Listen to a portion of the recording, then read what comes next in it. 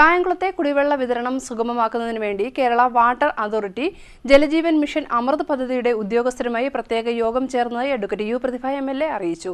കായംകുളത്ത് ഇടയ്ക്കിടയ്ക്കുണ്ടാകുന്ന കുടിവെള്ള വിതരണ തടസ്സം ഒഴിവാക്കുന്നതിനായി കണ്ടിയൂർ കടവിൽ നിന്നും പത്തിയൂർ പ്ലാന്റിലേക്ക് റോ വാട്ടർ പമ്പിംഗ് മെയിൻ സ്ഥാപിക്കുന്നതിന് ആവശ്യമായ തുക ബഡ്ജറ്റിൽ ഉൾപ്പെടുത്തുന്നതിന് സർക്കാരിനോട് അഭ്യർത്ഥിക്കുവാൻ തീരുമാനിച്ചതായി എം.എൽ.എ. പറഞ്ഞു. കായംകുളത്തെ കുടിവെള്ള വിതരണം സുഗമമാക്കുന്നതിനായി Kerala water authority Jaljeevan mission Amrut പദ്ധതിയുടെ ഉദ്യോഗസ്ഥരുമായി പ്രത്യേക യോഗം ചേർന്നെന്ന് അഡ്വക്കേറ്റ് യു പ്രതിഭ എം.എൽ.എ. അറിയിച്ചു.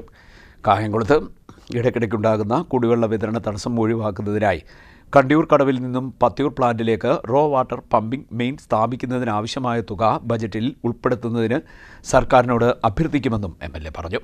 കായംകുളത്ത് വാട്ടർ അതോറിറ്റിയുടെ സെക്ഷൻ ഓഫീസിന് സമീപം പുതിയതായി നിർമ്മിക്കുന്ന 15 ലക്ഷം ലിറ്റർ സംഭരണശേഷിയുള്ള ഉപരിതല സംഭരണിയുടെ നിർമ്മാണം എത്രയും വേഗം പൂർത്തീകരിക്കാനും പദ്ധതി പ്രദേശത്ത് തടസ്സമായി നിൽക്കുന്ന മരങ്ങൾ മുറിച്ചു മാറ്റുന്നതിനും വൈദ്യുതി പോസ്റ്റുകൾ നീക്കി സ്ഥാപിക്കുന്നതിനും ബന്ധപ്പെട്ട വകുപ്പുകൾക്ക് നിർദ്ദേശം നൽകി. അമൃത് പദ്ധതിയിൽ ഉൾപ്പെടുത്തി 600 mm 700 mm വ്യാസമുള്ള ജലവിതരണ കുഴലുകൾ സ്ഥാപിച്ച് കുടിവെള്ള വിതരണ ശൃംഖല സ്ഥാപിക്കുന്ന പ്രവൃത്തികൾ പലതും നിലവിൽ തടസ്സപ്പെട്ടിരിക്കുകയാണെന്ന് യോഗത്തിൽ വിലയിരുത്തലുണ്ടായതായി എം.എൽ.എ. പറഞ്ഞു.